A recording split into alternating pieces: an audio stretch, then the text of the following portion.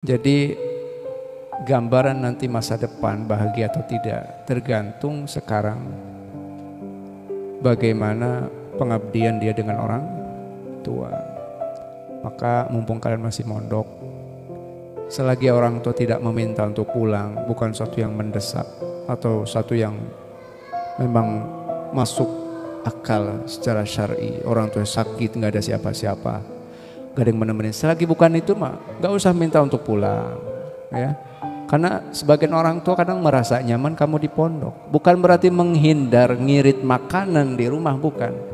Atau kamu sebagai beban kehidupan di rumah tangga, tidak. Merasa nyaman karena kehidupan di luar binasa gitu loh. Sangat membahayakan.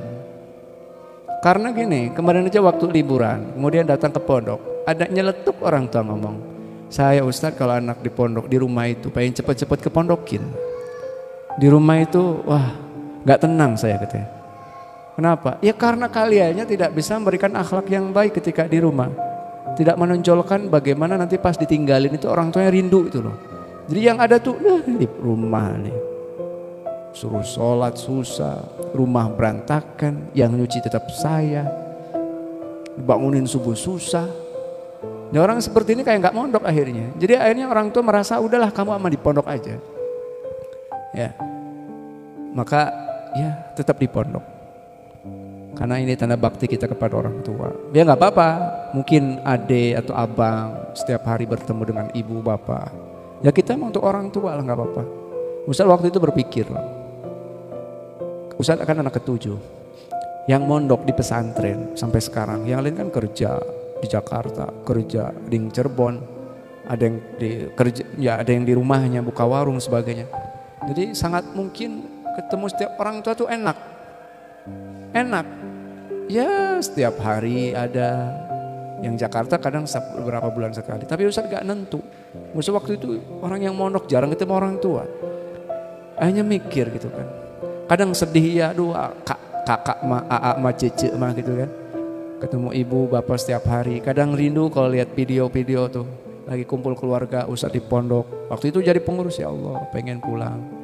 Tapi Ustaz berpikir itu, di saat nanti mereka meninggal, siapa nanti yang mengirimkan hadiah pahala, ya kan? Pahala kalian juga nih Ustaz ngajar itu nyampe alhamdulillah kepada orang tua. Husnudzon Ustaz sampai. Ini sekarang ngajar nih, ibu sedang merasakan kenikmatan di alam barzah. Jadi itu jangan jadi motivasi Ustaz. Abang sekarang kerja, ayo lupa kan?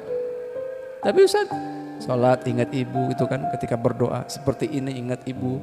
Cuma alhamdulillah, jadi saya nggak bisa memberikan dunia kepada ibu, tapi akhirat minimal yang Ustaz bisa harapkan itu. Ya, juga waktu itu nggak apa-apa lah, aneh yang paling menyedihkan mungkin. Walaupun waktu sedih banget jarang ketemu orang tua. Tapi nggak apa-apa, saya mah korban tapi demi orang tua, korban untuk orang tua. Yang paling nggak enak yang di pondok tuh kan, maksudnya ya jarang ketemu orang tua.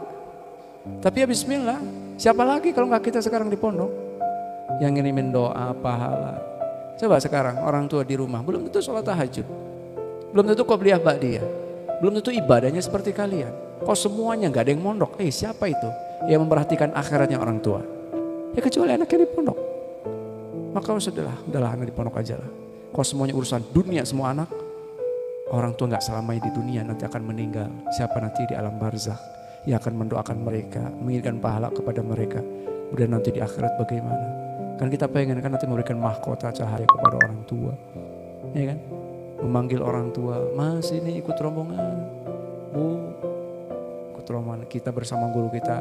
Kan nggak ridho ibu kok, nggak diajak, bapak nggak diajak, gitu loh. Tapi kalau anaknya nggak punya ikatan dengan guru pondok pesantren, mau minta syafaat dari mana? Anaknya nggak punya ikatan dengan guru ngaji, dengan kiai, dengan habaib, ya, dengan ajengan.